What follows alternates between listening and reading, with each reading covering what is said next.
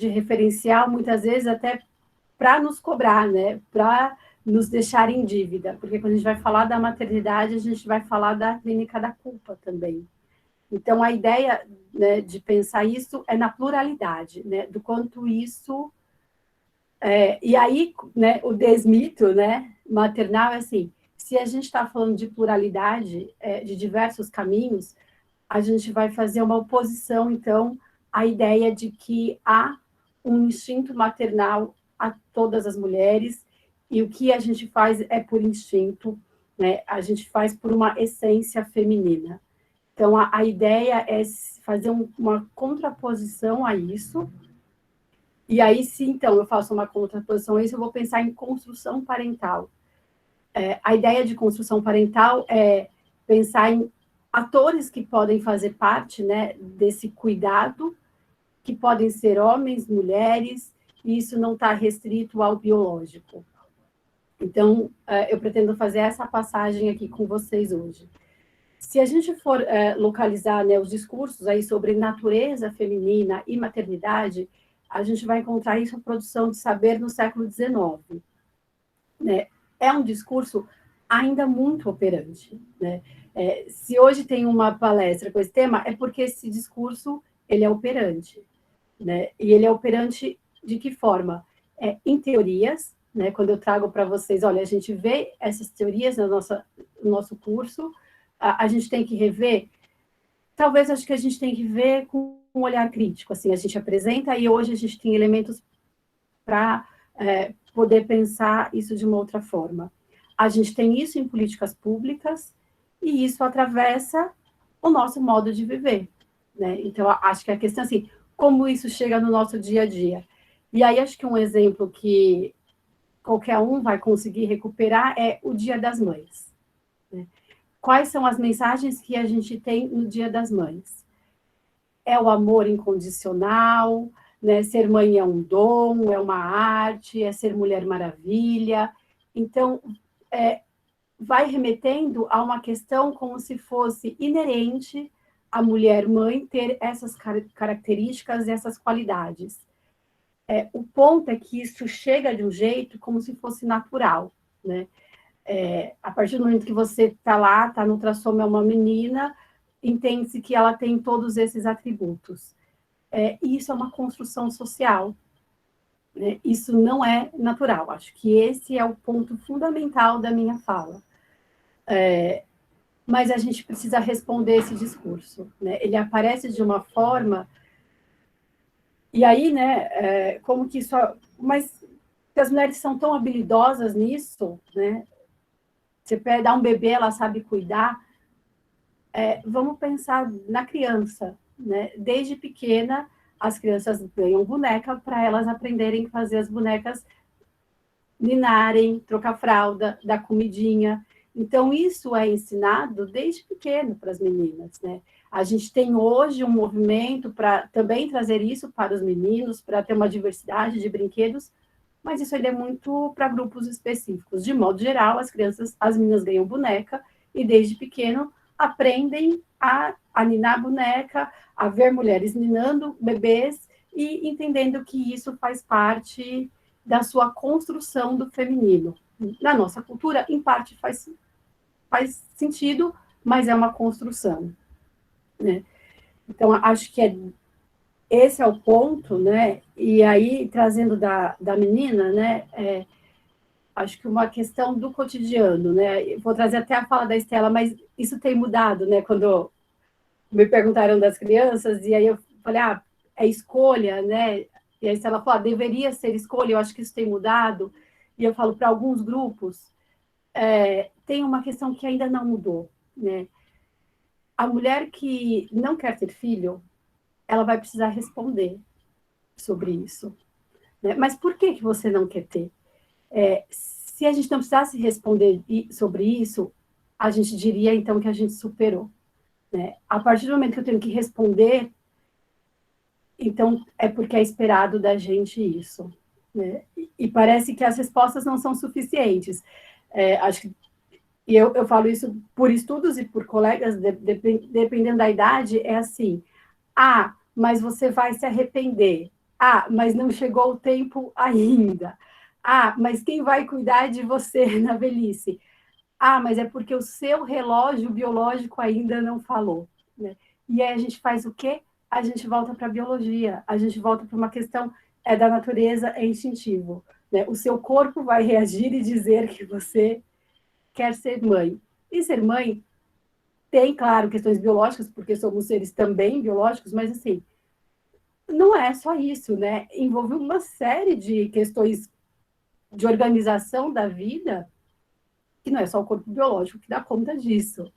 Mas a gente vai voltando para isso, né? Aí vou trazer aqui, estou trazendo aqui exemplos para trazer o cenário que eu quero discutir com vocês, né?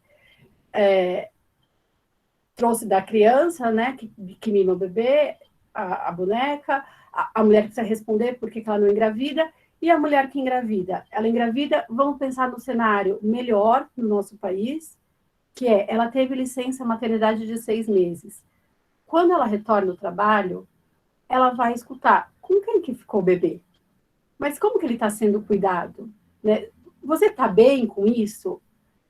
No nosso país, o homem tem 5 dias de licença paternidade. Ele não precisa responder a isso com 5 dias. O filho dele está com 5 dias e poucas pessoas vão perguntar com quem ficou seu filho? Mas tudo bem você trabalhar com uma criança tendo 5 dias de vida? A mulher com 6 meses precisa responder. Né? Então, temos questões aí para pensar, que organização de sociedade a gente está pensando no momento em que a gente fala, né, que a mulher pode escolher, que a mulher, né, tem outras funções, mas que a gente volta tudo, né, chega lá, Dia das Mães, volta tudo para ela. Né? Chega no trabalho, ela precisa responder sobre o filho dela, não sobre o que ela trabalha. Então, essa questão do mito maternal, ele é presente, né? Ele é muito presente, né? Ele é algo que, assim, a gente lida como é isso mesmo. Acho que esse é um ponto. Bom, aí a gente vai ter, né? Quando eu falo da produção de conhecimento, a gente também tem influência, uma influência muito grande da religião, né? Como que aparece, né? Eva, Maria, gravidez, parto, né? O quanto a gravidez ela está relacionada, tirando fertilização in vitro, a uma relação sexual, né? E a gente vai colocando a mulher, quando engravida, num lugar completamente distante disso, na sociedade. E aí a gente vai encontrar lá na Bíblia, né? Parirás com dor, porque é um castigo, então você vai ter dor. Né? E o quanto isso vai permeando o nosso imaginário e a nossa construção, né, do que é ser mulher, do que é ser mãe e de como lidar com essas questões. Vou agora só, né, fazer uma licença para pensar no sujeito da psicanálise e aí eu retomo essas questões. Porque, dando sequência ao título, eu vou falar de maternidades e psicanálise, que é o referencial que eu me apoio para pensar essas questões. Eu tenho aqui uma colinha para não me perder no tempo e nas ideias, tá? Mas, assim, o Birman tem um texto, de Birman, que é um psicanalista, em que ele vai discutir quem que é o sujeito da psicanálise. Ele vai falar que o sujeito da psicanálise é um sujeito historicamente marcado pela modernidade. Então, é o sujeito moderno. Né? E dentro disso, quem é o sujeito moderno? E aí ele traz um recorte do discurso freudiano que vai falar que a gente vai encontrar nesse sujeito uma oposição entre a categoria da natureza e da liberdade. Então, chegou meu café.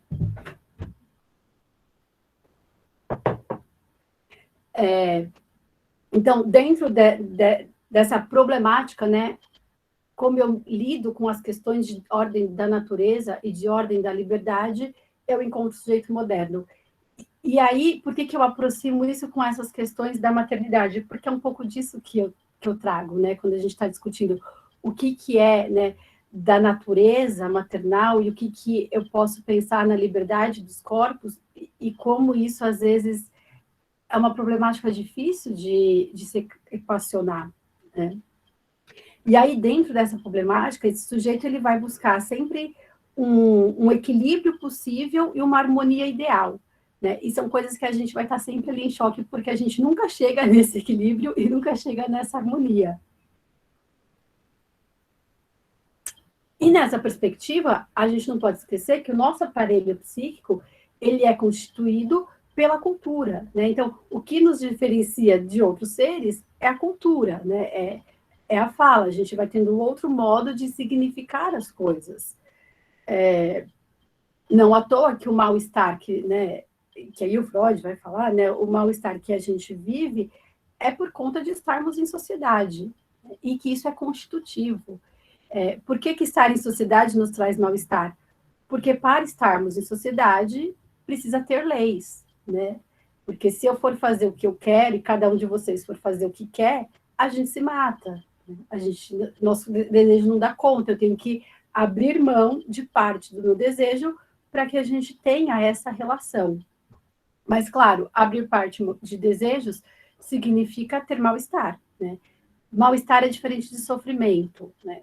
O mal-estar, né, esse, né, do qual eu quero fazer coisas e eu me dou conta que não posso fazer porque há um limite nas relações, né, é desse mal-estar que ele fala que é da nossa Constituição. E aí acho que, né, trazendo mais um outro conceito, uma outra defesa assim, da psicanálise, né, que acho que aí eu vou tentando amarrar depois ao feminino, é a questão da responsabilização, porque aí a gente vai, então, por uma via, né, se esse sujeito é livre, ele é responsável pelos seus atos. É um sujeito livre, mas limitado, né, porque eu estou trazendo aqui que há uma lei, então a gente é livre até certo ponto, porque há uma lei social que nos impede, e se a gente rompe, a gente é penalizado. Pela psicanálise, quando a gente vai falar de responsabilização, a gente não está falando a fatos da razão, porque senão a gente vai para uma racionalização, mas a gente está falando em retomar a marca do desejo naquelas questões que a gente se vê repetindo e impossibilitado de fazer daquilo que a gente tanto se queixa, né? Então, eu vou me queixando de algo, e aí eu me torno um queixante, e aí eu não me responsabilizo pelo meu desejo, né? O que meu desejo tem a ver com isso? Então, acho que são, a partir dessas premissas da psicanálise, que eu vou fazendo essa amarração agora ao feminino, para pensar a maternidade. Por quê? Porque quando a gente traz esses elementos da psicanálise, a gente está falando do ser cultural, né? De um ser historicamente marcado. Então, a gente consegue fazer uma distinção entre o que é a naturalização do feminino e o que é uma construção psíquica e social do feminino, né? Então, o que a gente tem é uma construção psíquica e social. Se é uma construção, isso significa que ela pode ser mudada, né? Mudança é difícil? Extremamente, né? Acho que, de novo, vou retomar a fala aqui do começo com a Estela. A gente tem mudado, né? Se fosse algo que não fosse construído, a gente não mudaria. Mas o quanto essa mudança ainda é difícil, porque parece que é inerente a nós, né? Parece que assim, mas calma, eu não preciso ter esse instinto, né? Ou o que eu faço com ele se dizem que é meu? E aí, nesse sentido, a gente tem hoje, né, uma corrente dos movimentos, principalmente ao parto, que tem esse retorno à natureza, né? Vamos fazer um retorno à nossa essência feminina, vamos fazer um retorno a essa natureza, porque se a gente for pensar nas histórias das nossas tataravós, elas pariram diferente, elas engravidavam diferente. De fato, era diferente. A gente está falando de outro momento histórico, né? Então, é esse recorte que às vezes a gente esquece, né? A forma como elas viviam, como elas lidavam com os corpos, em parte é diferente como a gente lida com os nossos, né? Mas tem um autor que vai falar que essa positivação do feminino, né, que é um retorno a isso, ele pode também nos trazer uma biologização da sexualidade. né? A gente vai tanto a essa questão da natureza que a gente vai biologizando a nossa sexualidade, né? Que é um naturalismo que essencializa o feminino, né? E aí a gente esquece que o nosso corpo, ele, além, claro, ele é regido pelas leis da natureza, mas ele é um corpo marcado pela cultura. E é isso que nos difere de outros animais.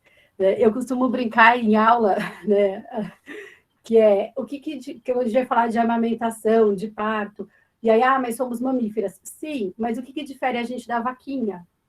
Né? A vaquinha tem o filho já está lá, né? Os bezerrinhos mamando, assim, ninguém vai falar de dor, sangramento, e tem que ensinar a mamar.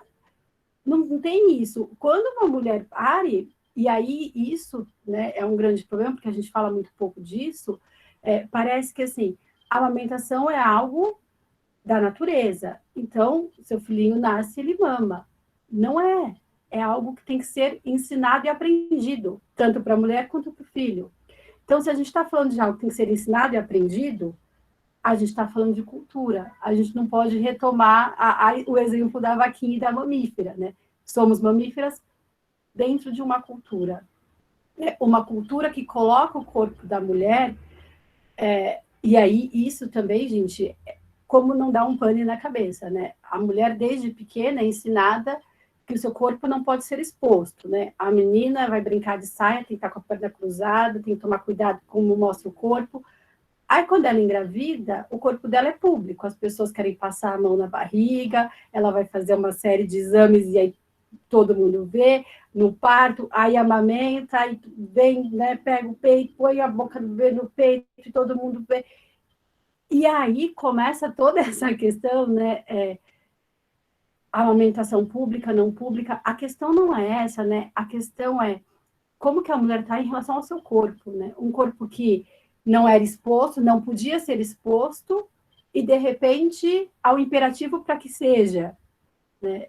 Então, são essas questões que a gente precisa pensar, né? Essas questões que não são instintivas, né? Essas questões de ver de como a gente se organiza enquanto sociedade, porque a gente tem, né?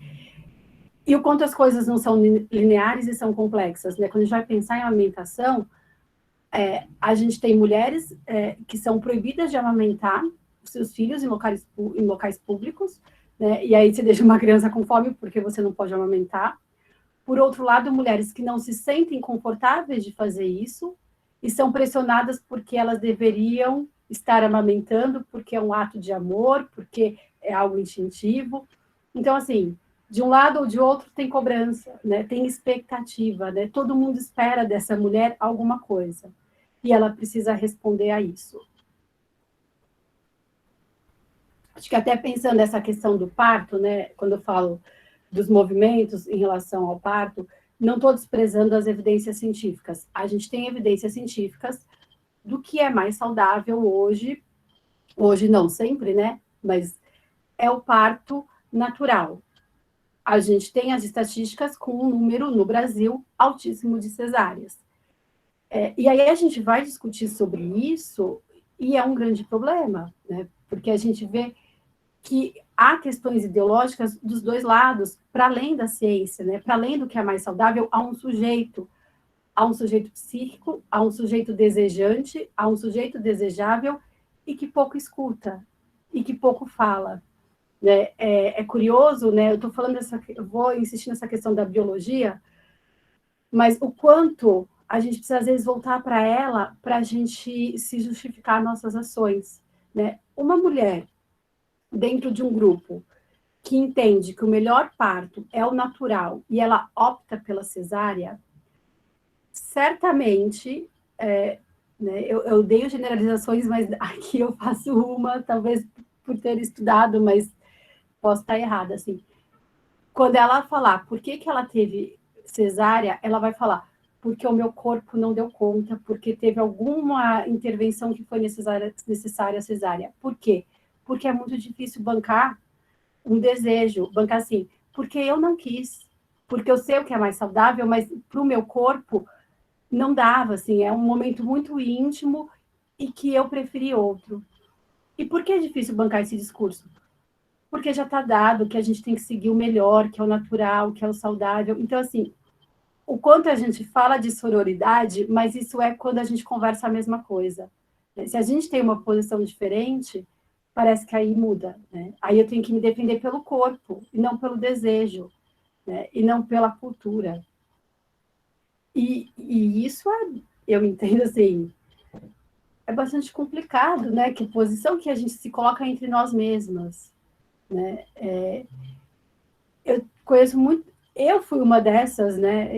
Eu estudando sobre parto, quando tive filho, as pessoas, mas por que você não teve normal, né? E aí, assim, essa pergunta de assim, então eu tenho que explicar, eu tenho que dar uma justificativa sobre o meu parto, né? O meu parto, que é algo tão pessoal, né? Então, curioso, né? Porque a gente fala de cultura, a gente fala de construção, mas aí quando aperta a gente volta para a biologia, né? Ai, não, porque parece que a biologia não é nossa, né? Assim, escapou ao meu controle, o meu corpo não deu conta. Esse corpo é nosso, né? O quanto a gente cinde. E estou falando aqui, por enquanto, só de mulher, né? Mas, assim, o título fala construções parentais, né? Aonde entram os homens nessa história? Porque ela é uma história que foi construída por homens, porque, se a gente for ver quem escreve sobre isso, a princípio são os homens, sobre as mulheres, sobre o corpo das mulheres, mas no dia a dia ali eles não estão, né? E não estão por questões políticas, assim, políticas no sentido assim,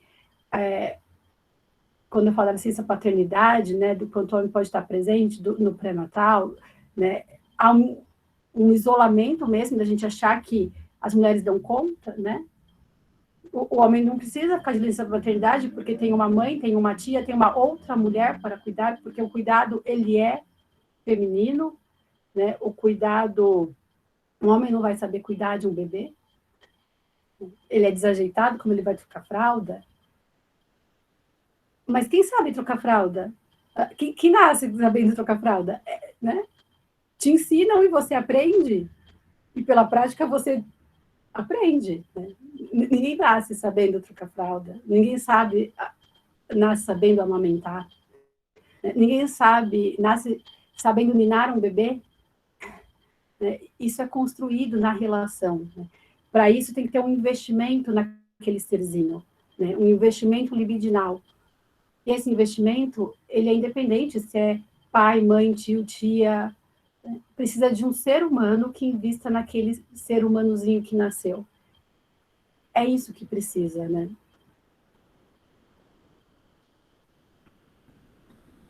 Bom, então aqui, só para eu retomar, eu falei, eu preciso da cola, porque eu me perco, porque eu gosto tanto desse tema e eu vou indo para vários temas, aí eu tenho que voltar.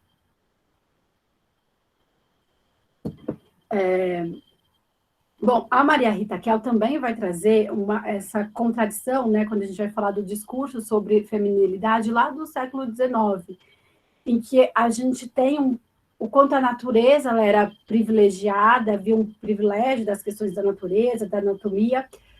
Por outro lado, era colocado, né, ela traz os textos de que a natureza feminina ela deveria ser domada pela sociedade e pela educação. Né? Uma vez que as mulheres, eu vou até ler, deveriam cumprir o seu destino, a qual estariam naturalmente designadas. A mulher, nessa condição, cabe-lhe um único lugar social, a família, o espaço doméstico e um único destino a todas, a maternidade. Desse modo, a maternidade é que traria plenitude à sexualidade, uma vez que as intensidades do parto e do aleitamento trariam coroamento à vida sexual dessas mulheres e da sua autoestima. Isso está nos textos, né? Se isso não é uma construção de sociedade, eu não sei o que outra coisa não é, né? Então, assim, não tem nada instintivo nisso, né? É um posicionamento de que lugar que eu quero que a mulher ocupe na sociedade. Né? E é desse lugar que a gente ainda responde. Parece um absurdo isso? Respondemos disso ainda. E aí, de novo, como as coisas são complexas, né? A gente critica isso e parece que para criticar isso, a gente tem que criticar também o espaço doméstico. Então, parece que cuidar de filhos, ficar em casa, cuidar da casa, ficou num lugar muito desprivilegiado. Né? Então, também há um julgamento para as mulheres que optam por isso. Mas você só cuida do filho? Né? Você só cuida da casa? Agora você só está em casa? Né?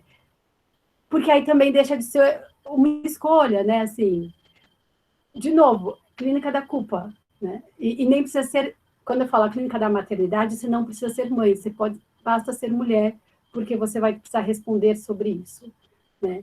Então, você vai ter que responder sobre qualquer coisa que você decida na vida. Né? Se é trabalho, se é filho, se é os dois, sempre alguém vai te perguntar sobre isso. Depois o professor Moacir pode dizer, mas eu imagino que ele, como homem, tenha na vida respondido pouco sobre isso. Né? E nem é porque é o Moacir, é porque ele é um homem. Olha, eu até respondendo, né? No ano de 2009, eu passei a cuidar de 3 filhos, né? Numa separação. Eu sei o quanto é difícil, mas não tão quanto difícil vocês mulheres. Adorei o que você falou. Realmente, a cobrança de vocês, da mulher, é muito grande. O homem, quando ele volta depois de 5 dias, e aí, agora você está mais homem, você está isso, você está aquilo, tem charuto, trouxe aquilo. Você, meu Deus do céu, nunca tinha assim parado para pensar nisso. Enquanto do outro lado, a cobrança com vocês é de gente. Eu agora estou aqui sentindo isso, né? Enquanto de um lado a cobrança de vocês, do outro lado 5 dias ficamos em casa, voltamos, tá tudo bem. Nossa, eu estou aqui agora só assim pensando em tudo isso. É para pensar mesmo, né? Acho que você traz um exemplo bastante fálico e muito simbólico, né? O homem ganha charuto quando nasce um filho. O que as mulheres ganham? É verdade. Além de cobrança. É É exatamente. verdade. E é isso, né? É curso sobre gestante, né? É a gestante, chá de bebê feito só por mulheres, né? Porque quem cuida de bebê são mulheres. Então, não estou falando da época da minha avó, eu estou falando de agora, né? E aí, né? O que não é a revelação rosa e azul? Rebeca, deixa eu só comentar aqui, você fez uma pergunta, e aí no chat aqui a Vanessa, algumas pessoas comentaram, né, mas você falou que a mulher ganha, a Vanessa disse que culpa, e a Juliana comentou que nasce uma mãe, nasce uma culpa, né, acho que é porque essa fala aí se encaixa bem no que você está dizendo na tua pergunta, né? Exatamente. Eu vou dar uma complementada ainda, Ivete, sem contar que a gente perde a nossa identidade, né? Porque a gente não passa a ser a Viviane, a gente passa a ser a mãe do Vinícius. Mãezinha, né? Mãezinha.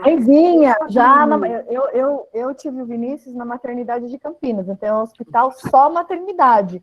Mãezinha para lá, mãezinha para cá, mãezinha para lá. A Viviane já era. Vanessa?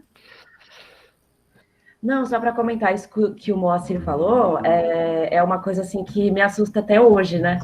Porque os homens comemoram, e a mulher, por isso que eu falei, a mulher ganha o quê? Culpa. Porque é isso que você está falando. Você vai trabalhar, culpa porque você está largando o seu filho. Não estou largando, né? Então, assim, é isso que você falou, a construção. Esse texto parece que é do milênio passado, mas não é, né? Porque o lugar da mulher na sociedade a partir de quando ela é mãe, ou para ela ser mãe, é sempre assim, a mulher foi feita para isso. Aonde que o sexo é melhor quando você é mãe? Você tá lá tendo que cuidar de um bebê cansado, é o pior momento, eu acho, né? Pelo menos. enfim. E aí você tem que ficar respondendo o tempo todo, e é isso que você estava falando, quando você vai ser mãe, você está preferindo a sua carreira, ou se você voltou a trabalhar, você está largando o filho, se você escolhe ficar em casa, você não quer trabalhar, porque você não quer ser útil, você é folgada, e aí ninguém pensa que a amamentação, né, eu sou nutricionista e eu falo, não é uma coisa tão simples assim, não é todo mundo que vai ter esse acesso. Machuca, dói. Para muitas mulheres é mais fácil, é gostoso. Para outras, não. E a gente tem que respeitar. A mesma coisa do parto, né? Eu fiz uma cesárea, por quê? Porque eu tenho medo da dor, eu não quero fazer um parto normal. E, nossa, mas você não quer? Mas é melhor para o bebê, mas não é melhor para mim, né? Então, eu quero poder escolher. E a gente tem que responder realmente o tempo todo esse monte de questionamento, porque colocam a maternidade ali de uma maneira tão romantizada. É o que você falou, o homem só não sabe trocar fralda, mas a gente aprendeu isso, a gente nasce sabendo trocar fralda, amamentar. Então, assim, é muito complicado. E colocam a gente num papel que é assim, quando você vai ter o filho? E aí, quando você tem um filho, que nem você falou, quem vai cuidar de você na velhice? Aí você tem um filho e fala, mas você não vai ter outro? Nossa, mas coitado, ele não vai ter irmão. Não, eu não quero ter outro. Para mim tá tudo bem assim. Não, mas não é justo com a criança. Então, assim, é uma cobrança para a vida inteira, né? É uma cobrança para a vida inteira. E eu acho que, assim, o que nesse momento, né, me assusta, acho que quando você fala do parto, né, o quanto são, nesse momento, mulheres cobrando de mulheres. Né? Eu estudei bastante os textos em defesa ao parto, e, assim, a maioria deles, né, ao parto humanizado, e aí é uma outra palestra discutir o que é humanizado, mas esse parto mais natural, é assim, a mulher que não opta por esse parto, ela é desinformada, ela precisa de orientação, né? Ela não sabe exatamente o que está acontecendo com o corpo dela. Então, é assim, a gente está colocando a mulher nesse lugar, é alguém desorientada, precisando de informação e orientação. E aí, por isso que eu trago a psicanálise, né? Assim, não é uma questão só da razão, né? Eu sou um sujeito desejante.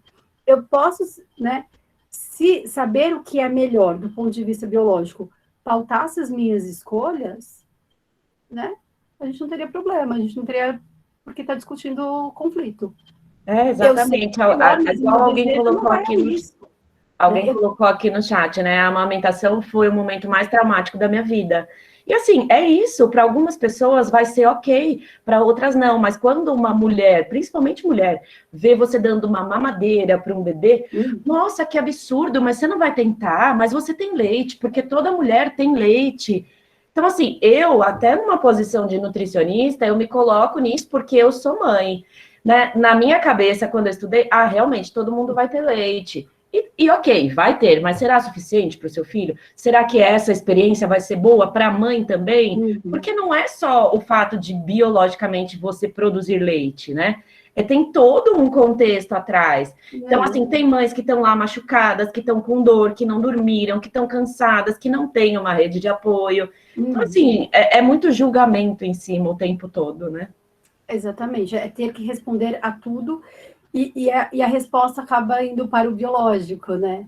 Que aí, assim, aí eu falei do parto, né? E a resposta do leite é assim, porque eu não tive produção. É mais fácil falar que não tive produção do que assim, eu não quis.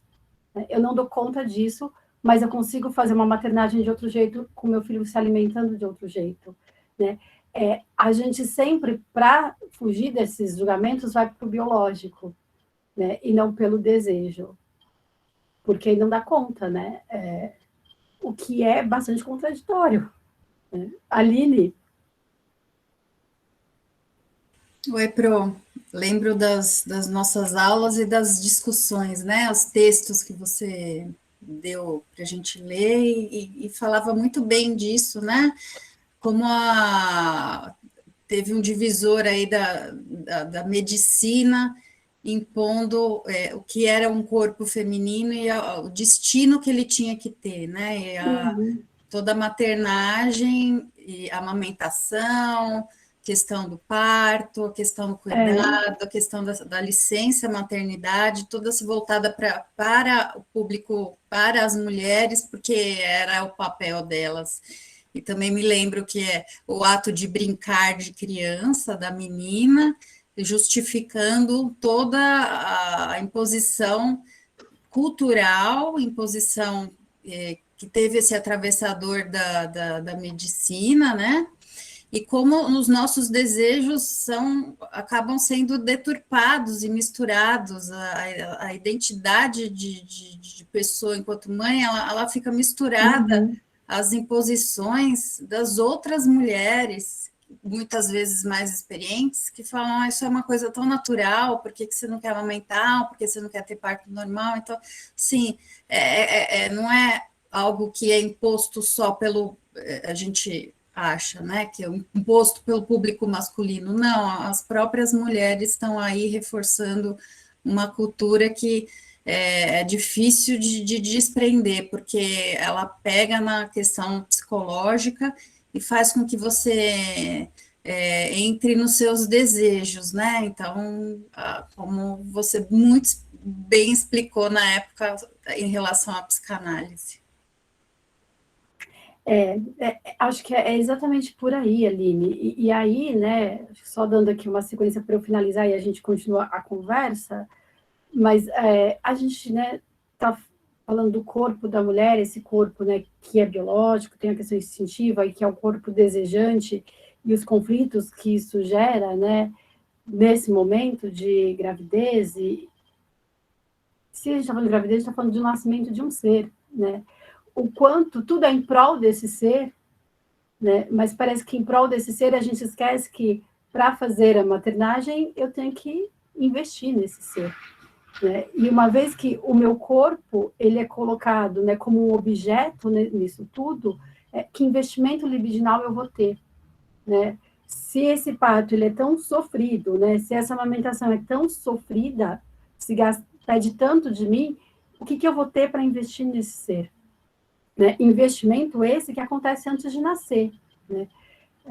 Se a gente for pensar, né, acho que a Pierre Lanier traz um pouco isso, né, que o momento anterior ao nascimento é um momento de um projeto identificatório que os pais vão desenhando sobre esse bebê, né? Então esse bebê ele já nasce com esse projeto, né?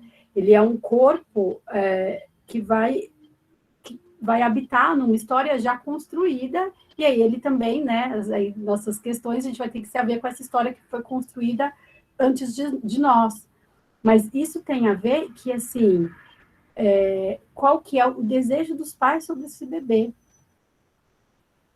E isso não é instintivo. Né? Isso não é algo dado, isso é algo construído, né? E aí, né, todas as questões que eu acho que também quem esteve em aula pode ser repetitivo, mas, assim, esse projeto é do bebê imaginário, não é do bebê que nasce, né? O bebê que nasce é o bebê desconhecido. Como é que eu amo incondicionalmente alguém que eu não desejo ali? Porque eu desejava aquele que veio não é o que eu desejei, né? Então eu tenho que também me encontrar com esse novo ser que apareceu ali e falaram que é meu filho, e que eu devo amá-lo a partir do momento que ele está ali incondicionalmente. Não há amor desse jeito, né? Não há construção desse jeito, mas é colocado que eu deveria, né? De novo, eu deveria sentir isso, uma vez que as mulheres sentem isso, né? Uma vez que está dado que eu devo sentir isso. E aí, acho que só para finalizar, para a gente continuar a conversa, né? Eu não vou estender nesse tema, que aí entraria uma outra questão, mas a gente está aqui falando de uma construção parental, né? Que tem a ver com quem quiser cuidar dessa criança, né? Pode ser um homem, pode ser uma mulher, né? Acho que até quando eu falo, a gente tem que pensar essas teorias que eu vou falar, psicologia da gravidez, que vai falar de uma forma única de gravidez, que vai falar de mulheres que engravidam, mas hoje a gente tem homens que engravidam também, e a gente precisa considerar isso, né? Porque aí... cadê essa questão, né? A gente não fala, mas isso está acontecendo, né? E aí a gente tem que rever nossas teorias, né? As nossas teorias não dão conta disso, e o quanto a gente pode, por não estar na teoria, deixar de ver, achar que não acontece, né? Então, assim, a gente tem outras construções parentais, né? Quando a gente fala de maternagem, maternagem é quem vai fazer ali o acolhimento àquele bebê, pode ser qualquer pessoa, né? O que um bebê precisa? O bebê precisa de alguém que o lamba, né? O bebê, quando eu falo alguém que o lamba, assim, precisa de investimento libidinal, né? Alguém que deseja aquele ser, né? Que faça, que se torne um sujeito, né? Eu só me torno um sujeito quando alguém investe em mim para que eu me torne um sujeito. E aí, isso, gente, não tem nada a ver com uma questão de feminino, né? Com uma questão de mulher, né? Isso tem a ver, assim, quem tem disposição interna e externa, e porque precisa de tempo para isso, para investir num bebê. Então, aí, trazendo de novo o título, né? Comecei explicando o título e termino explicando o título, né? Maternidades, porque isso é no plural, é impossível a gente pensar num modelo de maternidade única, né? A questão desse mito é que, assim, parece que a gente está distante, mas a gente tem recorrido a esse mito quando as coisas ficam difíceis, né? Ah, foi o meu corpo não deu conta, é o biológico, né? Mesmo que a gente fuja disso, isso volta, né? Estamos lá no Dia das Mães, no amor incondicional, e a gente precisa pensar nessa construção parental, que é, da forma como a gente hoje se organiza em sociedade, quem vai cuidar dos bebês? Como que esses bebês serão cuidados, né? A gente trabalha muito, e os bebês estão aí, eles não deixaram de nascer, nascem menos, mas ainda nascem. Como a gente se organiza para dar conta desse cuidado, desse ser? Como a gente faz essa construção parental? Vou agora só mostrar umas imagens para vocês, né, para ilustrar um pouquinho, né, quando eu falo imagem de maternidade, eu fiz uma busca assim, no Google para a gente ter uma ideia do que aparece. O quanto a gente ainda precisa discutir sobre isso. Deixa eu abrir aqui.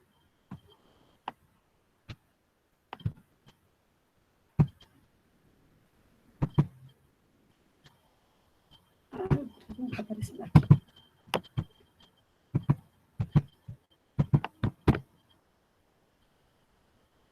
Está aparecendo? Não, né? Ainda não.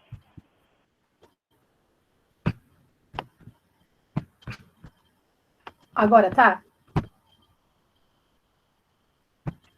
Agora sim. Tá, então deixa eu pôr aqui. Primeiro eu trouxe uma charge aqui da Mafalda, deixa eu só voltar aqui.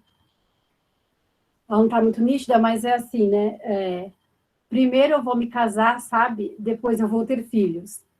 Então eu vou comprar uma casa bem grande, um carro bem bonito, depois joias, e aí vou ter netinhos. Minha vida vai ser assim, não é lindo? Aí a Mafalda responde, o único defeito é que isso não é vida, é um fluxograma. E aí, bom, trago isso porque é a partir dessas ideias que a gente, em parte, vai construindo, né, a nossa vida, e fica esse imaginário que isso seria o mundo da Barbie. Ô, Rebeca, volta só um pouquinho para tirar uma foto, por favor. Tá. Pode passar? Pode, obrigada. Eu fiz um joia, mas você não está me vendo, né? Não. Desculpa. Aí eu coloquei maternidade no Google Imagens, e veio, a princípio, essas, né? O que me vem, assim, de imediato, assim, todas as imagens de mulheres brancas, né? E uma questão bastante, enfim, fotos, né, para mostrar que está tudo bem, que a vida está tudo muito bem. Na maternidade, assim que o bebê nasce.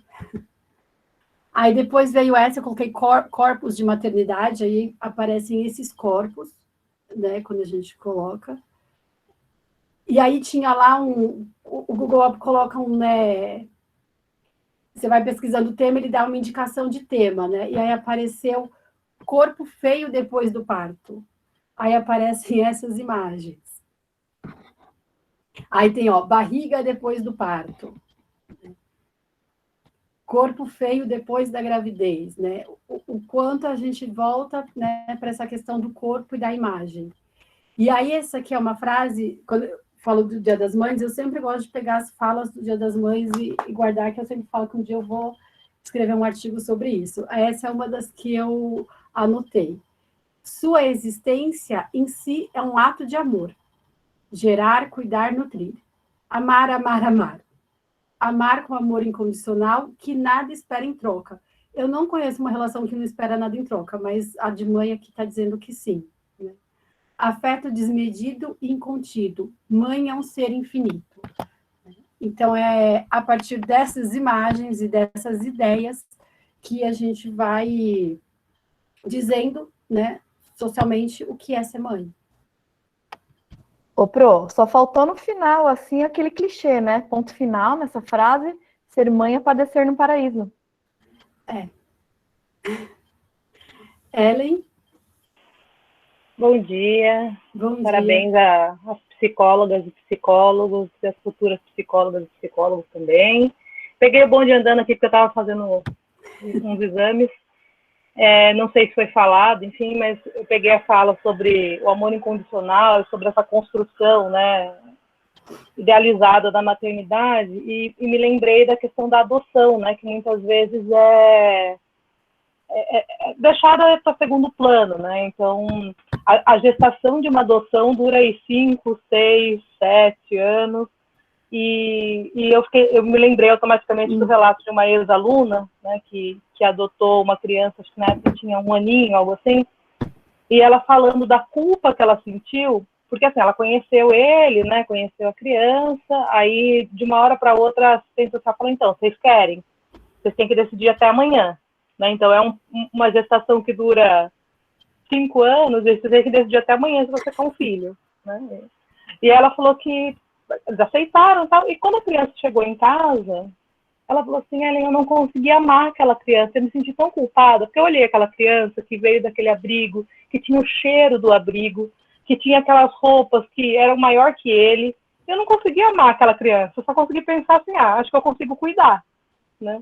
E da culpa que ela relata desse processo, né, de tipo, eu não amei incondicionalmente, como isso vai gerando sofrimento, né, nessas maternidades também, né? Eu fiquei pensando nisso, não sei se foi falado, mas enfim. Não foi falado, né, porque assim, em nenhuma maternidade isso existe, né, mas como é posto que existe, há sempre, né, e aí se já não tem, né, esse laço biológico, parece que aí vira um fantasma maior, né? Mas em nenhuma tem, né? O fato é isso, nenhuma tem, só que a gente desde pequena é ensinada de que tem, de que existe, e de que vai ser assim, e se não for, né, tem algo estranho, né?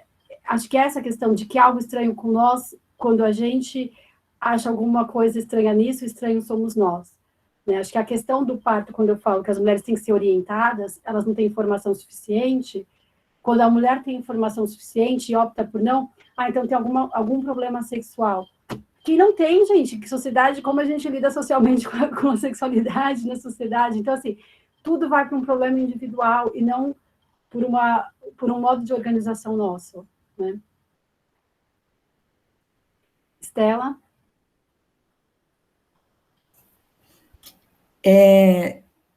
Eu queria comentar, né, exatamente a mensagem que você colocou e a resposta da Viviane, né? É, de certa maneira, incongruente pensar que se a gente não espera nada em troca dentro dessa maternidade, como é que eu sofro, como é que eu padeço no paraíso? Então, se eu não espero nada em troca, as consequências são indiferentes para mim. Né? E se elas são indiferentes, por que o sofrimento vem? O sofrimento vem em vista dessas consequências que se apresentam, né? Então, até a nossa racional, nesse senso comum, não faz sentido. É exatamente isso. E quando eu falo bebê tem que ser lambido, eu tenho que esperar muito desse bebê. Porque, como foi dito assim, esse começo ele é tão difícil que se eu não esperar muito, eu não dou conta de investir, né? Eu invisto porque eu espero muitas coisas desse bebê. Eu vou me frustrar com o que eu espero deles, né? E aí acho que esse é um outro caminho, um outro ponto. Tem frustração nessa relação. Mas eu tenho que esperar, né? Como que eu invisto em alguém que eu não quero nada dele? Tipo, o que ele fizer tá bom, eu aceito. Talvez a raiz do né? sofrimento. Isso é indiferença. Talvez daí venha esse sofrimento mais intenso, né? Poxa, eu não sabia que seria tão difícil amamentar. Poxa, eu não sabia que seria tão custoso esse amor. Porque você crê, né? Você constrói uma crença de que não tem, o que vem em troca é indiferente. Exatamente. Muito bom, era isso. A Alexandra e a Vanessa levantaram a mão.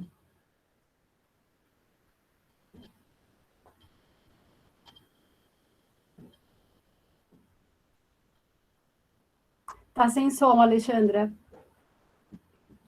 Desculpa, agora vai. Então, Pro, eu só queria, assim, acrescentar uma coisa, assim, que eu sinto em relação à maternidade. Eu não sou mãe, e essa eu acho que de todas as decisões da minha vida foi a mais difícil, porque eu sempre quis muito, muito, desde pequena, eu sempre gostei de criança, mas assim, eu não tenho forças psicológicas, psíquicas internas para ter filhos, assim. E quando eu tomei essa decisão, assim, eu vi muito questionamento no sentido que eu senti, não claro, assim, como eu estou falando, mas é assim, como eu vou justificar, então, a minha condição de feminina, já que eu não tenho um consorte, vamos dizer assim, né? Eu não sou mulher de ninguém, né? Então, isso já dá aso para uma série de interpretações. Assim, eu, por exemplo, fico solteira na pandemia se eu quiser, porque eu sou sempre uma mulher disponível, não tenho nenhum homem do meu lado, entendeu? Mas é que, tipo, eu não quero qualquer homem do meu lado, né? E é difícil fazer os cortes, né? Assim, é complicado, porque também quem quer se aproximar não se aproxima com boas intenções. E, ao mesmo tempo, não ter filho é tipo você está jogando a sua feminilidade fora. Tipo, eu sou uma mulher que não serve. Eu sinto, assim, nessas questões da feminilidade, e assim, aí já passando para a conjuntura, assim, eu diante de uma conjuntura. Eu vivo meio que o conto da Aya, sabe? The Handmaid's Tale. Porque, tipo, se eu não tenho serventia, eu vou para os campos, né? Porque eu vou... Ou então eu vou ser Aya, ou então eu vou ser Marta. Talvez seja Marta, porque sei fazer algum trabalho doméstico, sabe? Mas, assim... E assim, eu vejo o quanto está próximo isso. E o quanto a maternidade também está impregnada desses preconceitos, dessas assim. Então, essa imagem do Google da mulher branca com todo mundo feliz, o parto foi uma cócegas, é tipo a imagem da realização feminina, né?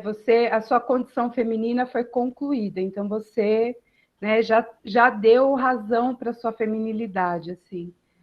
E é muito doloroso tudo isso, sabe? Eu me emociono, fiquei emocionada com a fala do professor Moacir, porque é tão lindo ver os homens descobrindo isso, sabe? E é tão, sei lá, encantador quando eles se abrem para isso, sim. E, precisava pôr isso para fora. Obrigada, gente.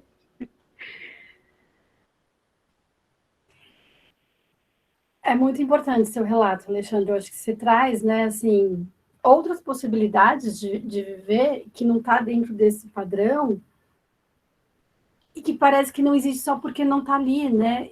Só que, por outro lado, o que está nesse padrão também não existe, né? Acho que a imagem que essas fotos refletem desse par, ele não existe, né? Isso também é ilusório, né? O quanto a gente vai vivendo a partir de ilusões, né? Que acho que, assim, quem tem filho, ou quem escutou alguém que teve filho, sabe que não é isso, né? É outra coisa, né? De outra ordem, mas dessa ordem a gente não fala. Ivete, depois a Fabiana e a Vanessa. Acho que é nessa sequência, pelo menos que está aparecendo aqui para mim. Tá sem som, Ivete? Acho que tinha alguém na minha frente, mas aí tinha. acho que... Mas acho que pode ser assim como você falou, né? Rapidinho. Eu gostei aí da imagem que você trouxe do Google, né? Do corpo feio. Eu fiquei aqui rindo sozinha, né? E aí fiquei pensando o quanto essa questão dos corpos, né? E como somos levados pela mídia. Acho que o Day Anderson comentou um pouco aqui. Eu estava pensando também. Somos levados pela mídia à adoração de um corpo que não é o nosso corpo, né?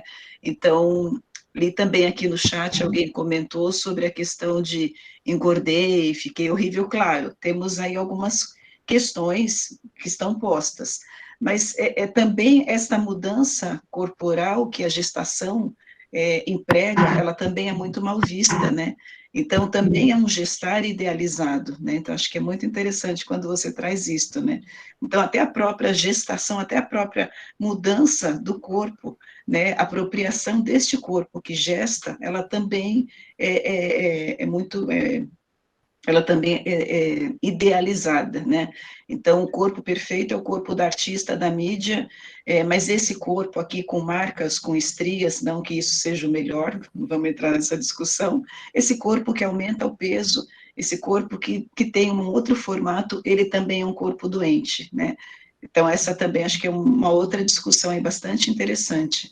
E a questão do ciclo, né? Quando você fala também dessa coisa da mãe que ama e não espera nada em troca, fiquei pensando porque você também tira do outro, né, do bebê, o ser que ele é, né, ele é uma outra pessoa, né, também com desejos, também com seu desenvolvimento, e aí você gera um ciclo adoecedor, né, quer dizer, você exclui a existência do desejo do outro, né? Quer dizer, então é só o meu desejo, eu amo, amo, amo e não espero nada dele, mas ele é um outro, né? Então eu também tiro dele, né, a possibilidade de, então isso também gera um ciclo adoecedor, e aí fico pensando, né, diante da tua fala, porque isso vai ter um outro impacto, que é no próprio desenvolvimento infantil, né, nessa criança que está aí crescendo. E aí, só para compartilhar uma lembrança bonitinha que eu tive, mas eu lembrei aí do Moacir falando, lá na maternidade, né, o primeiro banho da minha filha, né, então a enfermeira, bom, então a mãe agora você tem que ir lá fazer o curso, na aula para aprender a dar banho. E aí meu marido olhou e falou assim, mas por que ela?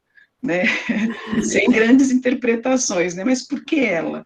E a enfermeira ficou muito assustada, vocês cresceram aprendendo a dar banho, boneca em todo mundo, quem tem que aprender sou eu, quem vai para a aula sou eu vou, depois você filma, Ivete, e aí depois você assiste o vídeo em casa, porque então, eu achei muito bonito isso, né? Até porque vem de uma pessoa que vem de uma outra cultura e que tem um outro olhar para esta questão, né? Então, isso me chamou quando eu ouvi aí o Moacir falando, e acho que é isso que você traz, né? Quando você para e olha a questão, é bem isso mesmo, né? A gente parar e começar a levantar estes porquês, né? Mas por quê? Né? Por que isso está posto e isso tem que continuar sendo assim? Se eu também faço, se eu vou fazer, por que não me incluir, né? Acho que para quem está nos ouvindo aí também, que não são só as mães, né? Só mulheres. Ai, Ivete, eu falei que eu ia gostar de escutar, eu sempre gosto, eu sempre aprendo. E você traz um relato, né, que eu acho tão importante, né, seu, do Boni, e a maternidade, né, ela é um dos lugares mais violentos no hospital, onde se acontece mais violência. E um lugar que predominantemente trabalham mulheres, né, são as enfermeiras, trabalhando com mulheres. Eu tive uma situação um pouco diferente dessa, mas que passa por esse lugar onde o pai vai ficando, né? Primeiro banho da Olga, eu não tinha levantado, e aí a gente levantou, e minha pressão caiu, assim, tipo, eu não vi o banho dela, fiquei numa cadeira, a enfermeira me acudindo. E assim, a gente estava os dois lá fazendo tudo, a enfermeira vira para o Rafa e fala assim, pai também participa, viu? Começou dando bronca nele, porque se eu desmaiei é porque eu estava fazendo tudo sozinha. E aí, assim, ele levou várias broncas, assim, não porque ele não estava fazendo, porque as pessoas já imaginam que o pai é alguém que está ali só. Ele estava com ela no colo, assim, né, e meio cochilando, a enfermeira deu um grito e falou, não pode, pai, você vai derrubar o bebê. Sabe, coisas que jamais falaria para a mãe? Então, assim, são sutilezas, mas que ali já está colocado, né? quem vai cuidar e o que se espera de cada um. Fabiana, acho que agora é a Fabiana, né? Bom dia, pessoal. A minha fala acho que é mais no sentido, assim, mais próximo da Alexandra, no sentido de mais um desabafo, né? Porque a gente vai ouvindo e são 1000 coisas que vão passando, né? Eu não sei se todo mundo já sabe, né? Mas eu tô grávida, eu tô de 4 meses de gestação. Tô curtindo muito esse momento, assim, né? E, enfim, é muito... chega a ser até ser emocionante, né, assim, de tantas reflexões que passam, gente. Porque, assim, foi uma questão que eu, dentro da minha perspectiva, né, eu decidi, isso foi uma escolha junto com meu marido, então, né, nós dois estávamos de acordo com isso e tal, e ainda assim, como a gente passa por por essas questões, né, foi trabalhado em terapia isso, e assim, por exemplo, eu tenho me sentido muito bem, né, eu tô com uma pequena questão de descolamento, mas assim, eu tô passando muito bem no geral. E aí, às vezes, quando eu falo para as pessoas que eu tô passando bem, as pessoas falam assim, não, mas espera, porque a partir do 4º mês, do 5º mês, aí você vai sentir o que é, né? Do tipo, parece que se tá tudo bem, olha, tem alguma coisa errada, né? E assim, e parece que se eu tivesse mal, as pessoas iam falar outra coisa, tipo, não, calma que vai passar, né? E essas falas, assim, né, de... mas eu lembro que eu tava, como quando a gente falou para alguns amigos, né, uma colega falou assim, mas você não vai fazer esse negócio de chá revelação, né, porque eu acho isso ridículo. E aí eu pensei assim... não diz respeito a você, se eu vou fazer isso, se eu não vou, né? Mas porque você não vai fazer esse negócio de parto humanizado, né? Então, gente, eu tô assim, tô com 3 meses de gestação, eu tô ainda processando muitas coisas, né? Eu acho que essa questão da mudança do corpo, né? Porque você tá engordando demais, nossa, mas você não engordou ainda? Mas você vai ver, né? Mas eu acho melhor você segurar, porque senão...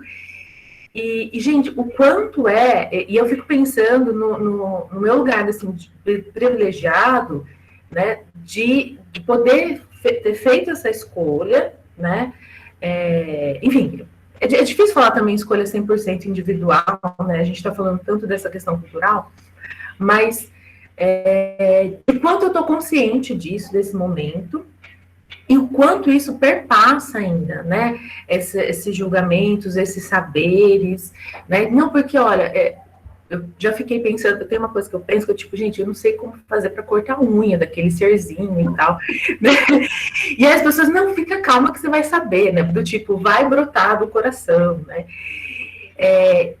e assim, e de novo, né, eu me sinto, assim, muito consciente desse meu momento, e ainda assim é muito confuso, né? Porque são várias falas, vários julgamentos. E, por exemplo, quando eu vejo a fala da Alexandra, né? Eu fico imaginando para mulheres que ou que não conseguem ou que não podem ter. Enfim, aí é aquela coisa do segundo filho e não vai ter irmãos.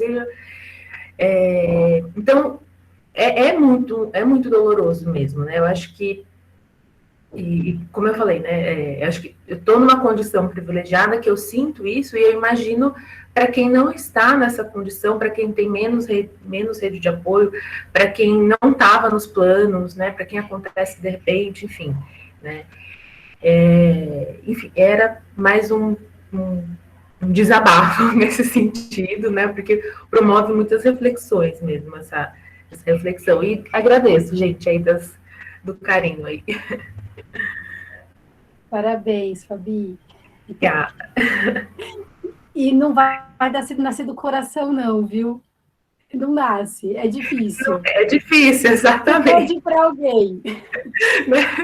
São vários aplicativos seguindo. Aplicativos. E, claro, acho que ninguém é referência para ninguém, mas assim, várias coisas que eu não fiz com a Olga, porque eu não sabia. Tipo, minha irmã tinha filho mais velho, ela fazia. Hoje eu faço muito fácil com o Leão, mas porque agora eu sei, mas não nasceu do coração, é porque você já fez. Não, nada nasce do coração. na maternidade. Exatamente. E assim, até quando a gente pensa que a gente aprendeu a brincar de boneca, então parece que a gente já sabe ninar, mas, gente, a gente está falando de uma boneca, né? Que a gente imagina que ela está chorando e a gente imagina que ela parou. Né? Também é questionável, né, essa aprendizagem. Né? Claro, pega um bebê berrando, o que você faz? Vanessa. Oi, bom dia. Muito bom, Ellen. Tão acolhedor ouvir falar desse lado B da maternidade, né? Eu tive filho há 14 anos e isso não era falado. Eu vim da maternidade romantizada, foi me vendida essa ideia. Vou pegar uns 5 minutinhos para contar meu caso, tá? Eu casei com um cara maravilhoso que me falou assim, eu vou ser pai, você querendo ou não. E eu, louca, apaixonada por ele, falei, meu Deus do céu, eu nunca quis ser mãe, e agora? Lascou. Papai do céu deu uma mãozinha, nós fomos transferidos de país, eu tive que largar minha carreira para poder ir com ele, falei, o que eu vou fazer da vida agora? Ser mãe, né? O que eu escutava era assim, você nunca vai se arrepender de ser mãe, porque a vida vai ser tão perfeita, tão maravilhosa depois que você tiver um filho, que você nunca vai se arrepender dessa decisão. Falei, então beleza, tá todo mundo que é mãe falando isso, o que pode dar errado, né? Bora lá. Tive dificuldade zero em engravidar, engravidei no primeiro ciclo e tal. Passei uma gravidez chatinha nos primeiros meses, mas amava estar grávida, eu era a grávida mais linda do universo, foi assim, uma gravidez perfeita, optei por um parto cesáreo, porque eu tenho medo de parto normal, e aí a criança nasceu. Eu tinha pânico de amamentar, eu sempre tive problemas com seio, eu tenho o bico invertido e tal, tinha pânico de amamentar, fui fazer o cursinho de amamentação, não sei o quê. Não, mas você vai ver, quando você vê aquela carinha implorando por leite, vai ser mágico, a dor vai ficar em segundo plano, não sei o quê. Tá bom, beleza, meu filho nasceu, achei ele bonitinho, legal, bacana, tá. Aí na hora de amamentar, uma dor dos infernos. Conversei com todas as enfermeiras, tal, que eu tinha essa dificuldade, elas foram tentando me ajudar. Aí, no meio da madrugada, vem uma infeliz lá, eu meio assonada, tal, vem me trazer o bebê que tá chorando, não tinha descido meu leite ainda, né, veio me trazer o bebê que tava chorando, pediu para eu sentar na cadeira, pegou a minha mama, lotada de leite quente, e eu meia coisa, enfiou na boca do meu filho, ele meio que mordiscou. Eu vi o céu e o inferno, né, naquele momento. Aí xinguei ela, tal, não sei o quê. A partir daquele momento eu criei repulsa pelo meu filho. Eu não queria mais ver aquela criança, de jeito nenhum. Porque ele precisava de uma coisa que eu não era capaz de dar para ele. E aí saí da maternidade, meu marido sempre fofo, querido, tal, falou, não, isso vai ser um período, você vai se adaptar, vai ser assim mesmo, tal. Enfim, eu gostava daquele bebezinho até a hora que ele não chorava, porque ele queria mamar. Aí eu fui para casa, falei, eu preciso de uma mamadeira, eu preciso de leite. Eu só vou estar segura, só vou conseguir tentar se eu tiver o plano B. Eu não tinha comprado nada de mamadeira, de absolutamente nada, porque eu falei, não, vai dar tudo certo. Todo mundo falou que é natural, vai dar tudo certo. Beleza, comprei a mamadeira, eu comecei a ordenhar leite, ele começou a mamar, e a partir do momento que eu passei a não insistir na amamentação, eu comecei a achar ele, começou a brotar algum sentimentinho, aquele mesmo sentimento que eu tinha por ele na gravidez, que eu era apaixonada, louca, surtada por ele, começou a voltar a partir do momento que ele não abocanhava mais meu peito. Com 23 dias eu decidi, eu não aguentava mais aquele sofrimento de ordenha, disso, mas aquilo, eu falei, olha, eu não quero mais amamentar. Tinha uma pediatra muito bacana, que me falou assim, olha, leite se vende no mercado, amor não. Então, assim, neste momento, eu preciso que você ame seu filho, para que vocês não tenham psiquismo, você não entre em depressão, o leite a gente compra, então vamos dar foco nesse amor aí. Falei, tá bom. Então eu tive um passado na cabeça, né, não existia esses grupos de apoio, pelo menos não era tão difundido esses grupos de apoio, amamentação, as consultoras de amamentação, não existia nada disso, ou não era de fácil acesso. Enfim, 23 dias, parei de amamentar a criança, comecei a gostar dele, beleza, aí fluiu e tal, foi tudo lindo. marido super participativo, ele que fazia tudo, ele tinha o instinto paterno, ele sabia como vestir, ele sabia como dar banho, ele sabia cortar unha, tudo dele veio do coração. Eu fui aprendendo com ele, né? Ok, engravido, depois de 1 ano, meu filho fez 1 ano, eu sempre falei 0 ou 2.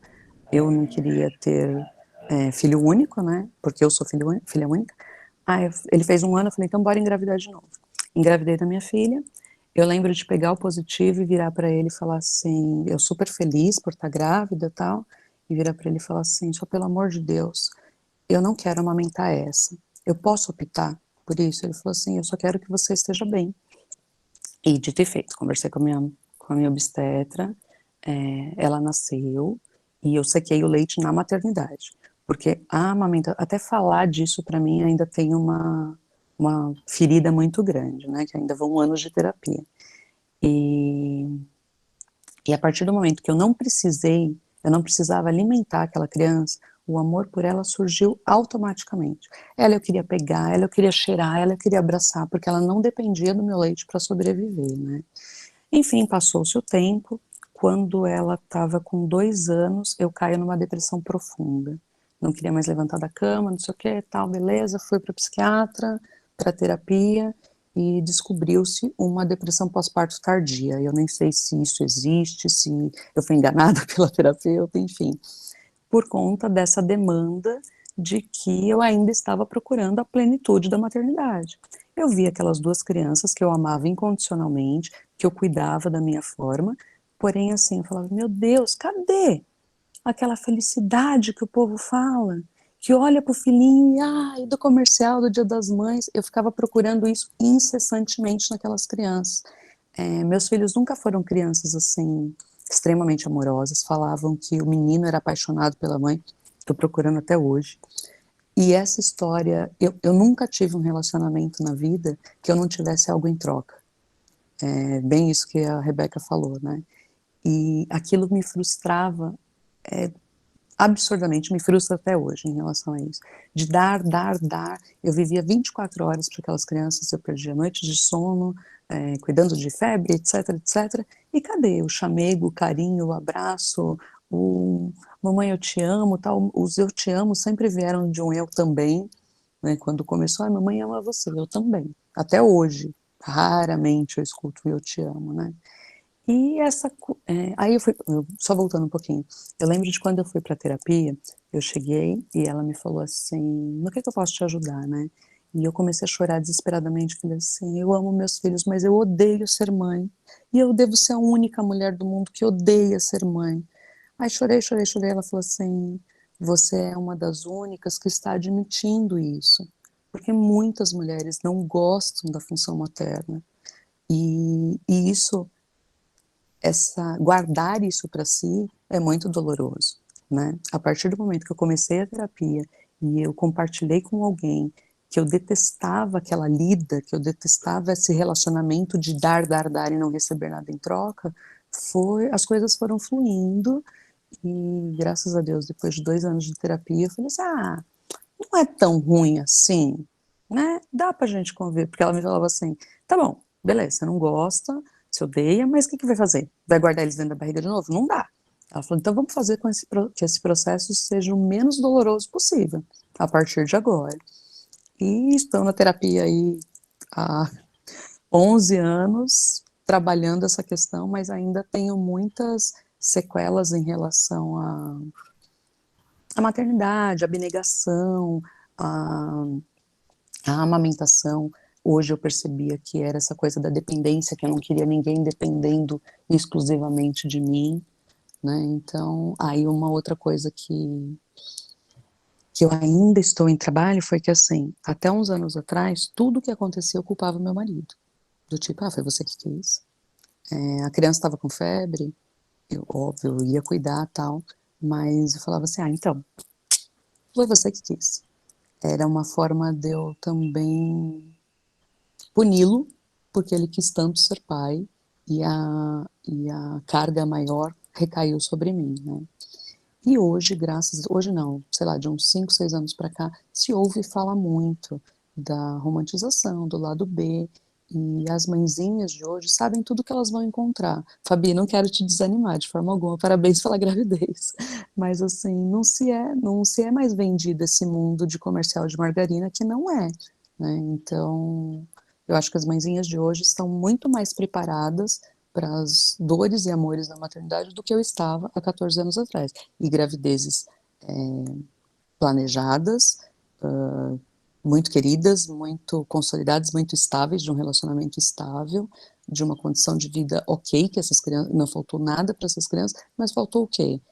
A idealização, ou melhor, sobrou a idealização da maternidade, né? Desculpa aí tomar tanto tempo, mas eu queria contar que eu vivi na pele tudo isso. Eu acho que esse relato, né, tô vendo aqui até pelas carinhas, eu acho que se traz um pouco o que todo mundo vive. Só que as pessoas não falam e às vezes até mentem, porque falar isso socialmente, até por conta das questões que eu trouxe hoje, assim, não dá, né? A gente não tem espaço. E hoje a gente tem alguns espaços, mas ainda muito restrito. Né, Vanessa? A gente ainda tem essa idealização. Hoje a gente tem um mercado ainda, né? É foto de todo mês, é foto do respirou, tem foto, enxoval, book. Assim, a coisa vai tomando uma proporção que não tem brecha, né? Parece que não tem buraco. É uma completude que não existe e ninguém sustenta, né? Eu sempre, quando vejo alguém que acabou de ter filho e está muito bem, eu penso, está mentindo. Assim, é impossível. Por quê? Porque é difícil. O negócio é difícil. É uma doação, e ainda mais no momento de sociedade que a gente vive, de voltar as coisas para nós, os nossos projetos, a gente não tem nenhuma relação que se doa tanto, né? E tem uma hora que a gente cansa de doar, né? Poxa, não queria doar tanto, eu queria um pouquinho para mim. E não tem, né? Com o bebezinho não tem esse pouquinho para você. Então, compartilho, assim, né? Acho que dos seus sentimentos, e isso é muito pessoal, mas você está sendo porta-voz do que acontece, assim, né? De como a gente se organiza, eu acho que acaba sendo isso que, né, individualmente cada um vai vivendo. Natália? Oi, Pro, foi ótimo te ouvir, como sempre, sou sua fã. Natália, querida. Eu queria compartilhar um outro lado, né? Eu sou uma mulher que não quero ser mãe, isso é uma decisão muito tomada na minha cabeça, muito tomada, inclusive, com o meu companheiro, ele também não quer ser pai, então tá tudo certo. Mas eu tenho um desejo muito grande de atender esse público. Né? Eu quero cuidar de mulheres que estão gestando, eu quero cuidar de mulheres que são puérperas, quero dar voz para essas mulheres falarem dessa dificuldade, né? E aí, quando comento isso com outras pessoas, não as da faculdade, elas falam, mas como que você vai atender essas mulheres se você não quer ser mãe? E tá muito mais relacionado, eu acho, assim, muita gente tem a impressão de que a gente precisa ter a experiência, ter vivido na pele a situação para prestar assistência. Mas esse tipo de fala que eu escuto, ele não está relacionado necessariamente a esse ponto de vista, mas é uma crítica por eu não querer ser mãe. Então, o desejo, na verdade, é falar, você não vai ter condição de atender porque você nem quer, você nem sabe o que é isso. Você vai falar uma coisa para aquela mãe, você não sentiu isso na pele, não vai servir de nada o que você falar para ela. Então, é impressionante como até em termos de carreira, de que a gente quer fazer como psicóloga, vai ser atravessado pela escolha de não ser mãe. E isso me impressiona. E acontece assim, gente, muito. É muito. E muita gente fala, ai, mas você seria uma mãe tão boa, ai, você é uma pessoa tão propritex, você ia criar uma pessoa, um indivíduo tão bom para a sociedade. Como se também eu precisasse ser mãe para orientar alguém e para ser algo bom para a sociedade. Então, eu acho fantástico quando eu ouço você falar, porque eu falo, essa mulher, eu quero ser ela quando eu crescer, porque é isso. As pessoas consolidam a ideia de que a mulher só serve para ser mãe, inclusive quando ela quer ser psicóloga, inclusive quando ela quer ser médica, inclusive quando ela não quer ser nada. Né? Então, se você não é mãe, você não serve para outras coisas. Esse que às vezes eu sinto. Hoje eu estou muito bem resolvida com isso. Na verdade, a situação da maternidade nunca foi um problema para mim. Isso foi muito claro sempre para mim, quando eu tinha o desejo de ser mãe.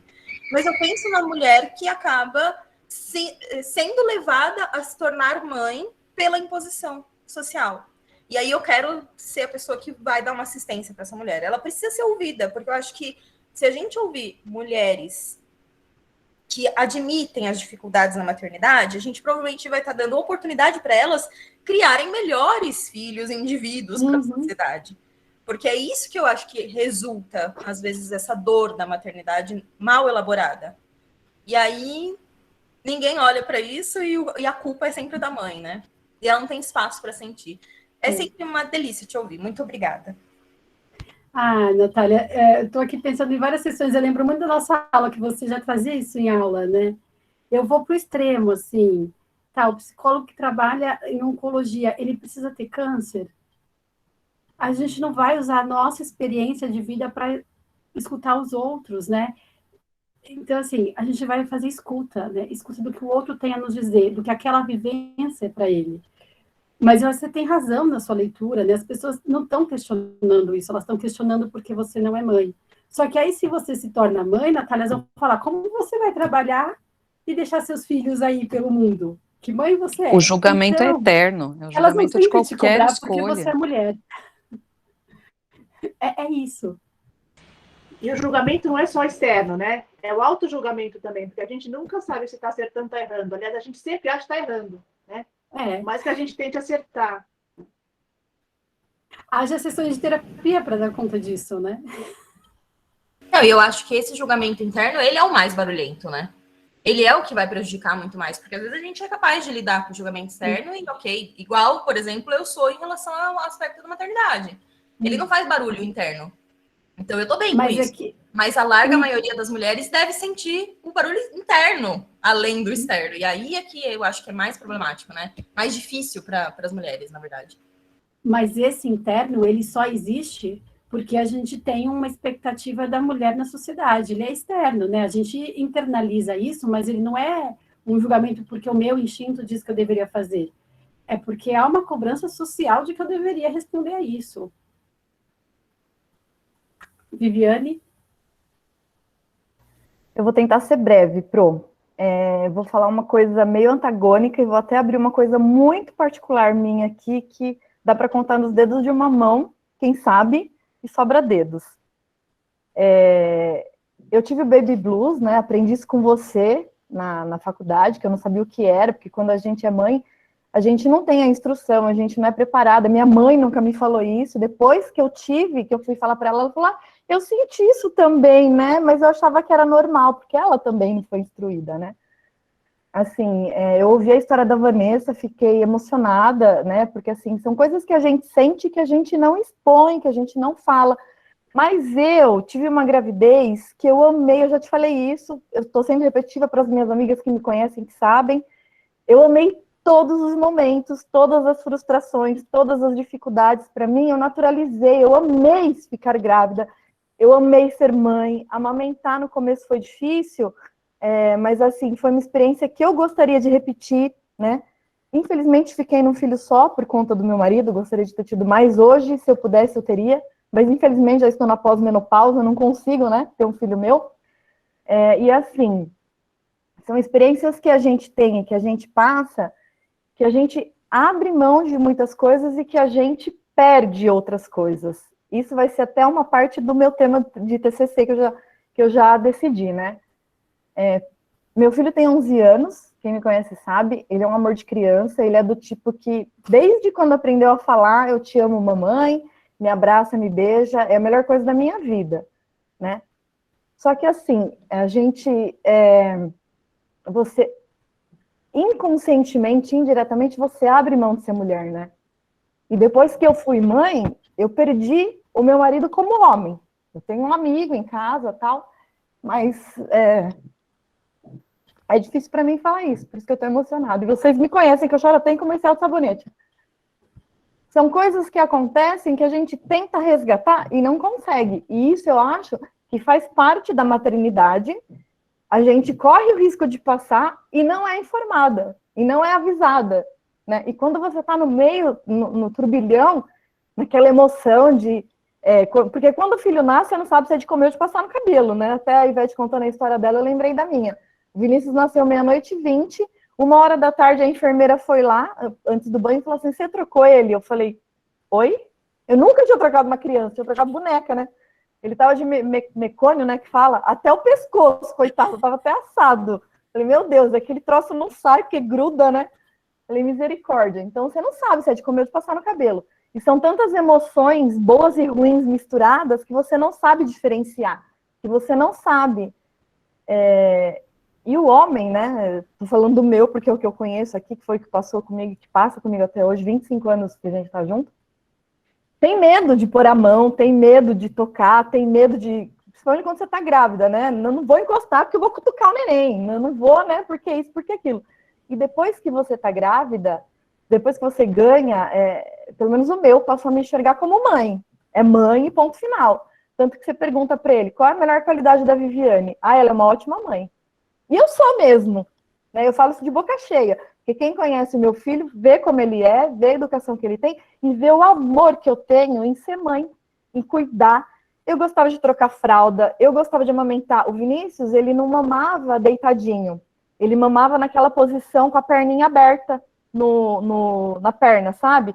Nossa, o que eu ouvi? Ai, que esse moleque vai ficar com as pernas abertas. Que o quadril dele não sei o quê, que você tem que mudar. Aí a pediatra falava, não, Viviane, vai chegar uma hora que ele vai crescer, ele não vai conseguir pegar o peito deitado, ele vai deitar, sentado, ele vai deitar. E realmente aconteceu. As opiniões, quando você está no meio dessa emoção de sentimento, dessa mistura, atrapalham mais do que ajudam, né? A pessoa vai te... Não é assim que passa pomada na bunda do seu filho, é assado, né? Você não pode pôr a banheira lá, você tem que pôr a banheira aqui. O piso do seu quarto tem que ser assim, tem que ser assado. Caralho, eu faço do jeito que eu quero, o filho é meu, né? Se eu quero amamentar ele de ponta cabeça, eu vou, né? Cuida da sua vida que eu cuido da minha. Então, assim, eu senti muita falta, como a Vanessa falou, na nossa época, não tinha essa instrução, não tinha essa coisa de você ter acesso direto no conhecimento nesse sentido. Eu nem sabia que isso existia, fui passar a conhecer depois que eu vim fazer a psicologia. Tanto que eu falei no começo, né, que vocês, para mim, são, assim, mentores que mudaram a Viviane, que hoje eu sou uma pessoa totalmente diferente do que eu era de quando eu entrei no curso, né. Então é isso, só queria falar um pouquinho que, assim, a gente tem um boom de sentimentos maravilhosos de um jeito e você acaba perdendo de outro, né? Não sei se isso é uma coisa que faz parte, que não faz, mas eu me senti à vontade agora, nesse momento, de expor a minha história, de falar, como eu disse, né? Agora 110 pessoas sabem, né? Do que eu expus agora, muito particular. Mas depois que a Vanessa falou, eu tive vontade de falar e desabafar. É isso. Ah, Vivi, querida. Acho que a gente está aqui para também se acolher, né? Porque eu acho que tem uma questão que a gente já vem do quanto essas questões vão nos pegando, né? E fica num lugar que não pode ser dito, né? Eu acho que um pouco o seu lado da Vanessa, assim... Eu também, né, essa coisa não é indiferente a nós, né, a gente não está falando de um ser, a gente está falando sobre nós, né, sobre as nossas vidas, sobre os nossos corpos, sobre como isso é atravessado, né. E sobre a mulher, que além de mãe, é mulher e gosta de sexo, né, que ninguém fala, é mãe, não pode nada, mãe é sagrada, né. Exatamente. A Estela e a Elizabeth estão com a mão levantada. Ellen, eu não sei, só preciso de organização com o tempo, porque eu acho que já tem outra palestra acontecendo, né, para não ficar aqui... Enfim, aí você me ajuda aqui com o tempo, Ellen. Estela? Na verdade, desculpa, o pessoal está esperando acabar aqui para começar lá. Tá, então a gente não tem mais tempo? Ellen?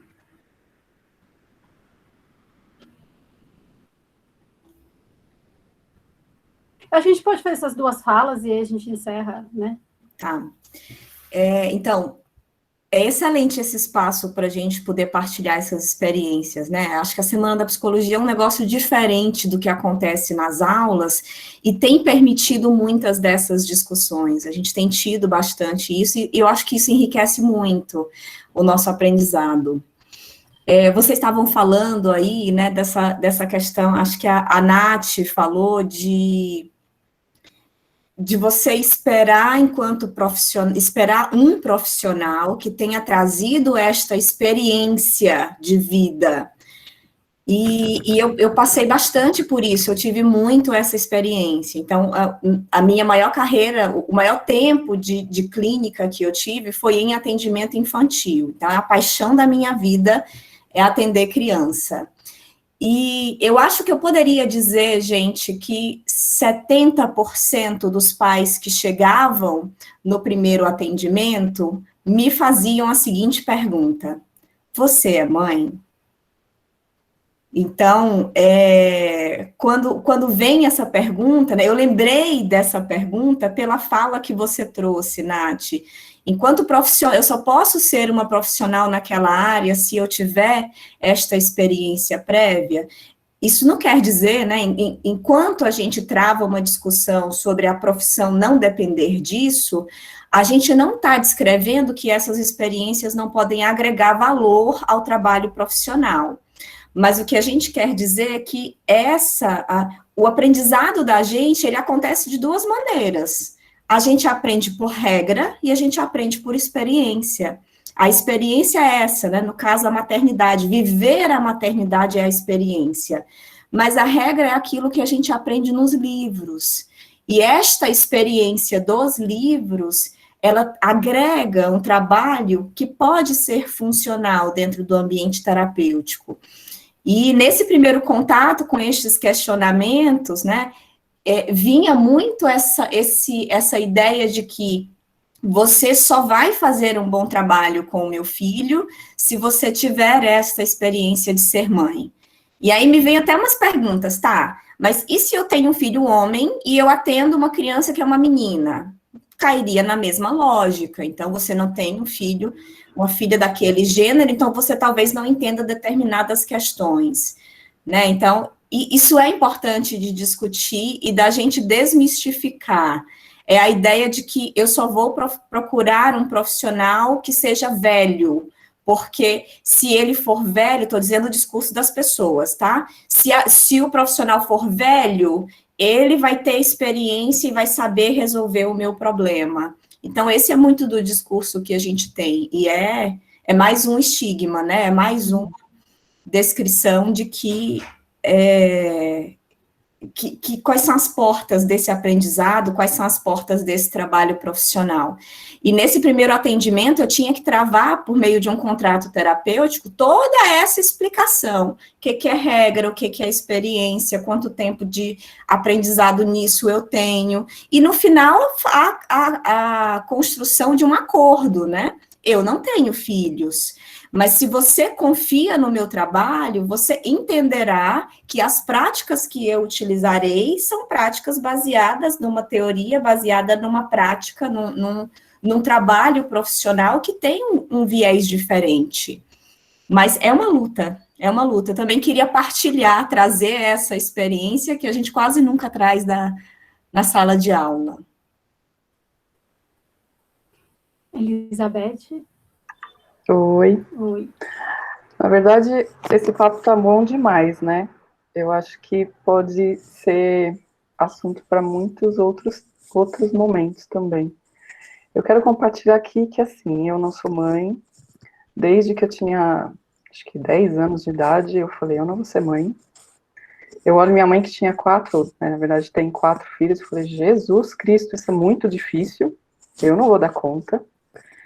E aí minha mãe falava assim pra mim, não, isso vai mudar, você vai casar, isso vai mudar. Eu fui a última a casar, e aí quando nasceram meus sobrinhos, olha, juro, eu ia em todas as consultas, eu era a tia mesmo, e aí eu falei, eu nasci para ser tia. E aí, com o passar do tempo, né, eu sempre ouvi essas babelas, tipo, isso vai mudar, isso não mudou, né, e assim, o que eu fui percebendo, né, com a maturidade, é que, tipo, eu não preciso ser mãe e gerar um filho. Eu posso ser mãe sendo tia, eu posso ser mãe tendo um gato, tendo um cachorro, eu posso aguçar esse lado materno de outras formas, né? E fiquei super tranquila em relação a isso. E uma coisa também que me chamou muita atenção é esse lance de, tipo, a menina tem que brincar de brinquedo, de boneca e tal. Realmente, eu passei por toda essa fase, fui de brincar na rua, de correr, sabe? E eu adorava que meu irmão fazia, que era um tal do, não sei se todo mundo vai saber o que é, carrinho de rolemã. E aí, né, tinha essa coisa, não, você é menina, você não pode brincar com isso, nem pipa-pipa e blá blá blá, essas besteiras. Só que eu queria, e eu brincava. E aí vinha muito aquela coisa, né, essa daí é mulher macho. E me chamou a atenção e me lembrou disso daí. E é isso, sabe, eu queria compartilhar que tá tudo certo, sabe, a gente não tem a obrigação de ser nada, eu acho que tem que sentir no coração, tipo, eu quero isso pra mim, ok, então faça. Se você não quer, não faça, né? E eu já percebo muito isso, né? Essa coisa de, tipo, é imposto, né? Claro que não é tão fácil assim, tá? Eu passei também por muitas terapias para conseguir chegar nisso. Essa imposição de, tipo assim, que bate e dói muito, né? Tipo, eu tenho que fazer isso. Eu já passei por isso também. Mas eu já olho e falo assim, não, isso não me cabe, eu não vou dar conta, e eu não quero, e tá tudo certo. É só isso, gente. Tô amando. Parabéns, Fabi. Fiquei muito feliz. E é muito bom estar com vocês todos. Obrigada. Bom, acho que por conta da hora a gente tem que encerrar, não por conta de falta de assunto, né? Mas os nossos colegas estão lá esperando. Quero agradecer, assim, a participação. Acho que a ideia, quando eu falei, era uma conversa, e foi, de fato, uma conversa, né? E eu tenho, sim, a intenção de sistematizar isso em um grupo de estudos, né? Já tenho esse formato, mas a gente precisa lidar agora com o retorno, né? Então, assim, as próximas 2 semanas não vou conseguir trabalhar com isso, mas eu espero, assim, esse semestre começar o grupo de estudo com essa temática, para quem estiver interessado. E esse semestre, no 8º, a gente vai começar com estágio, né? Eu estou com um grupo que a gente vai trabalhar com gestantes e com pais de bebês, né? Quem me escutou em sala de aula sabe que esse sempre foi meu sonho. Eu acho que agora a gente vai conseguir fazer esses estágios, e acho que a gente pode pensar em, além de estágios, né, tem campo para a gente pesquisar, para a gente estudar, né? Eu me interesso muito, eu sei que tem vários estudantes que também se interessam, eu acho que dá para a gente fazer esse encaminhamento. E agora a gente precisa encerrar para ir para outra palestra, mas agradeço muito a participação de vocês aqui. Obrigadão. Obrigada. Tchau, tchau. Beijos. Tchau. Tchau, pessoal. Essa outra palestra vai acontecer nesse link? É em outro link. Tchau, pessoal. Que tá lá no... Acho que é outro link. Deixa eu ver na programação. É outro link, sim, Vivi. Foi passado aqui no meio do chat, mas se você... a Ellen colocou de novo. Ah, tá. Mas é outro link. Palestra, Rebeca. Tchau, tchau, gente. Tchau.